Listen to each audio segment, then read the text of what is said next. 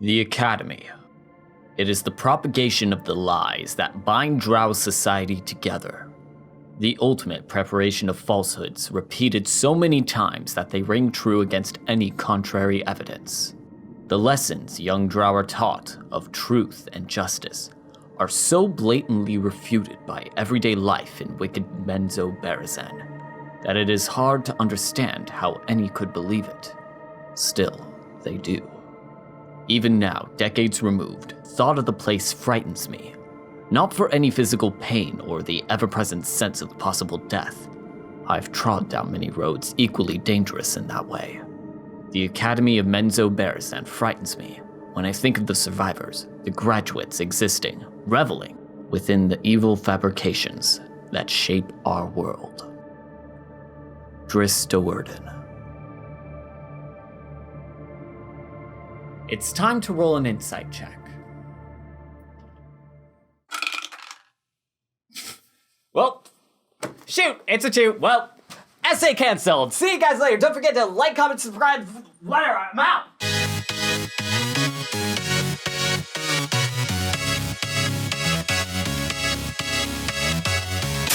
So if I wasn't a big enough dork already, I'm a pretty big fan of tabletop RPGs. And like most other people, I found myself jumping in after D&D saw a massive rise in popularity. Through its television appearances, its many video game and comic adaptations, as well as the many actual play podcasts and shows that are out there right now. It's not hard to imagine why D&D became so popular with people my age. From the amazing collaborative storytelling it can give, its relative cheap cost of entry, and the ways it can allow players to explore parts of themselves in a way that's relatively unobtrusive. It's also helped many writers, myself included, create their own original fantasy stories and characters, which is greatly assisted through the Forgotten Realms, the primary setting of D&D for the past 30 years. Because there's already so much pre-established world building to pick and choose from, it can make it a lot easier for a writer to jump into the parts they want to develop more immediately, which has resulted in hours upon hours of great stories that have helped make this game so enduring. Though if you've ever DM'd a campaign, or have delved really deep into the lore of the Forgotten Realms, there may have been some points where things got a little awkward. Maybe a player guessed a character's backstory based on a high nature check. Maybe there was someone who made assumptions about a player's character based on what race they chose to play. Or maybe your entire party magically changed their skin in order to sneak into a Drow hideout, inadvertently committing fantasy blackface. Guys, I love you, but why did you do this? What the fuck? But no matter the case, if you've played D&D long enough, there's probably been at least one point where a player looked up from the player's guide or their character sheet and exclaimed in horror, "Why does D&D feel a little racist?" Okay, obviously I don't want to accuse the creators and designers of D&D of bigotry, or imply that anyone who enjoys this game is bad for doing so. After all, no piece of media is above scrutiny, everything contains aspects to it that is problematic, and that shouldn't inherently make us stop liking what we like. What this does mean, however, is that within a system that requires so much personal input from both the players and the DMs, I think it's possible and extremely helpful to re-examine the ways that race has been contextualized within the Forgotten Realms. And unfortunately, a common problem that D&D shares with the rest of fantasy storytelling is the ways that it can often conflate a creature's race with their culture, ideologies, abilities, and even their personalities. While it's true that the environment you were raised in can have a great effect on the person you become, I do think that there's a lot that fans of D&D and fantasy storytelling can do to improve upon some of these issues. Not only because it can make D&D more welcoming to people with different backgrounds, as if that wasn't reason enough, it can also help your writing and world building improve, so you're less reliant on some of the more bland storytelling that can be seen throughout the genre. Though instead of delving into every single beast, aberration, and humanoid that can be found within the monster manual, I want to zero in specifically on the servants of Lolth herself, the Drow. For a quick crash course, the Drow are a subrace of elves that once lived on the surface as the Ilithiri tribe.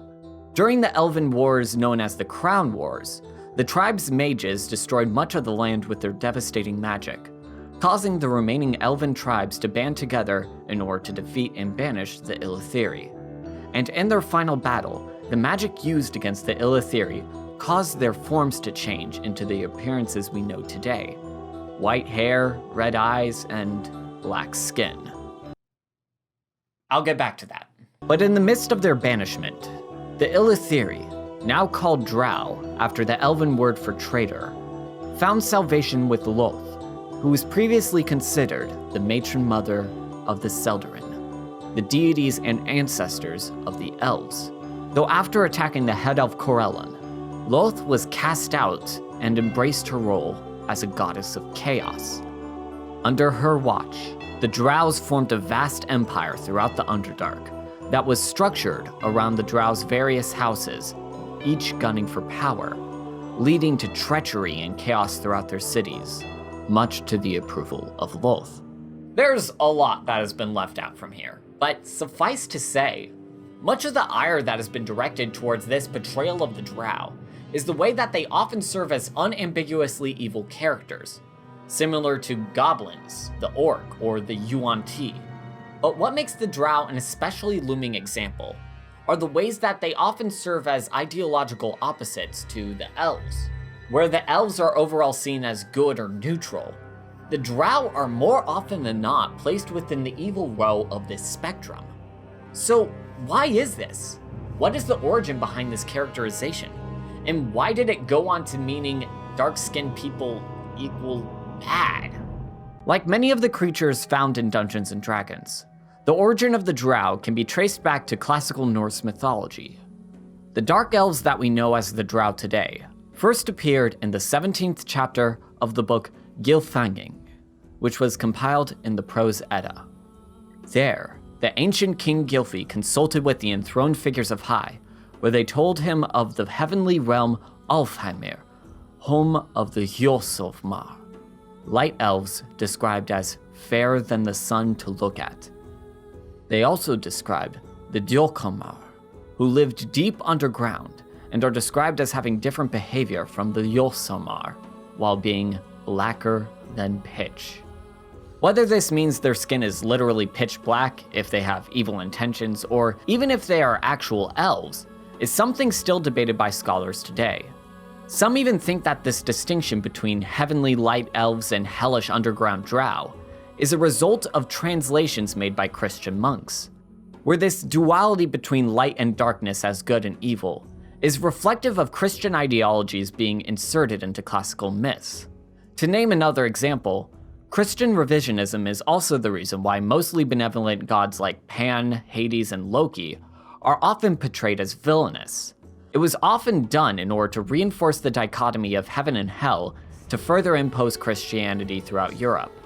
Whatever the true origins, this duality stuck in further adaptations, and eventually would help serve as an inspiration for Gary Gygax when he went about creating the Underdark.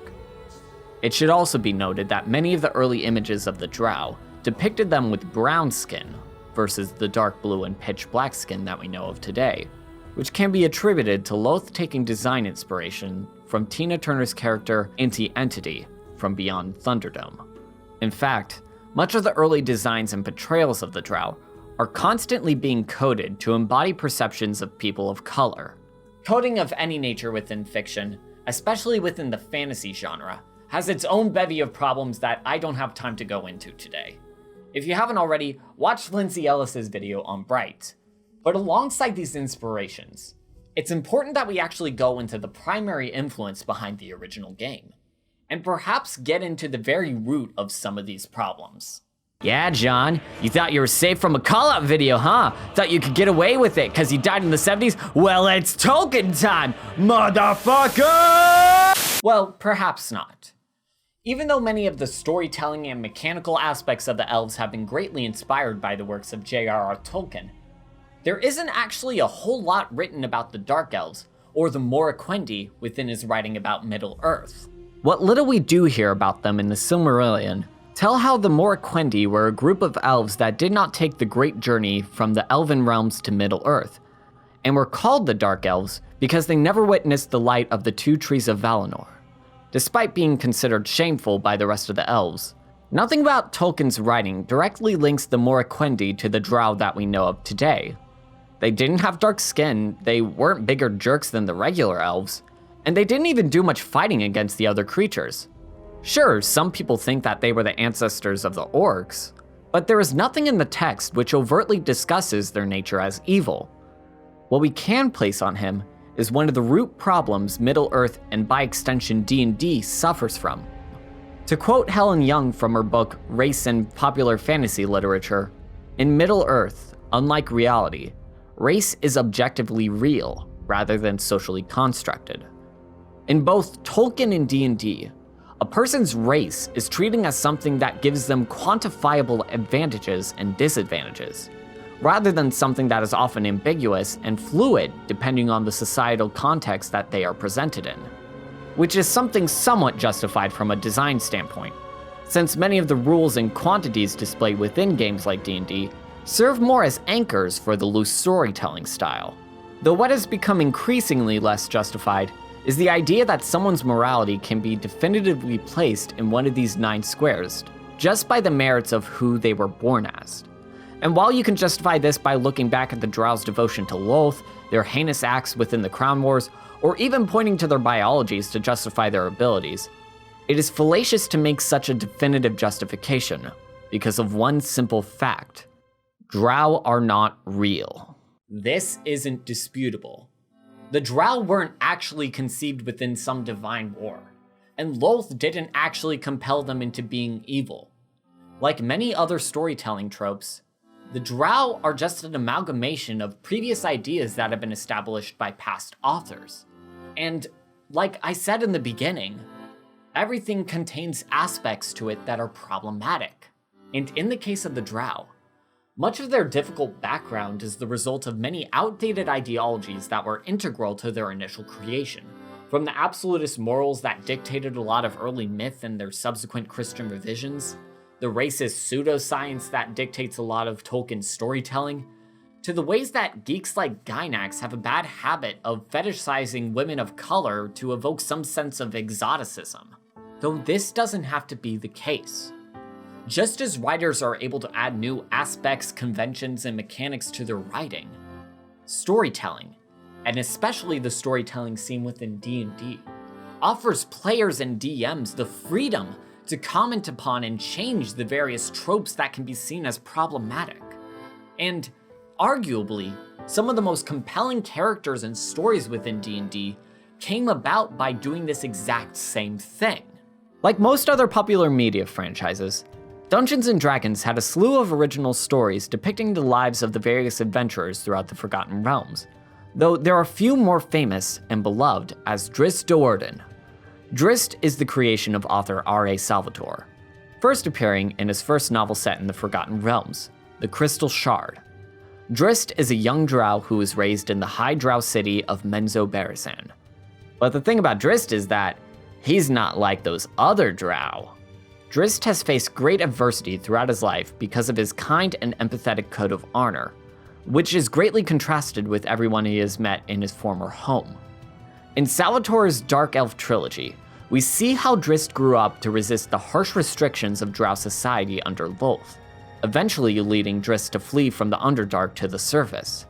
Though despite his rejection of Drow society, Drizzt is still rejected by most of the surface world because of the very real danger some Drow present.